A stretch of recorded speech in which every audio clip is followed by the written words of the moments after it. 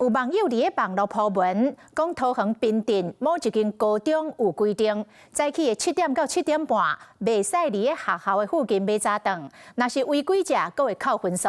敢有影安尼咧？教官出面来赔回，讲并无禁止买早顿，敢若请家长载囡仔来学校，莫伫管制区，互学生来落车。 早餐店有菜头粿，阁有汉堡甲，拢是现点现做。这是袂少学生囡仔上课进前一定爱食的早餐美食。不过，风真够有声，毋但是食的食食，阁有网友想袂晓的问题。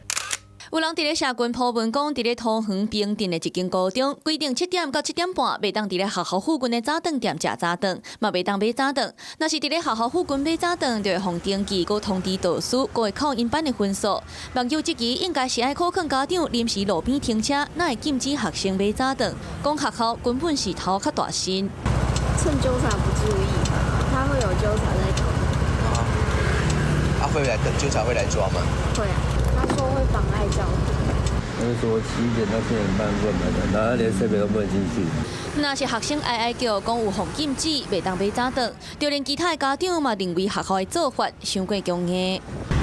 我觉得也不是很合理耶，因为这个都是怕担心小朋友的安全问题，只能是劝导说要注意安全。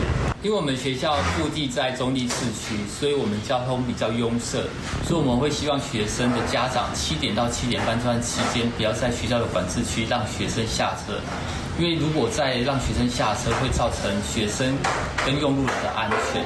我们并没有禁止学生不能购买早餐这个形式。学校的出发点虽然是为着安全，不过方式引发着争议，要安怎让学生安心来买早顿，阁会当遵守规定，嘛正做校方的新课题。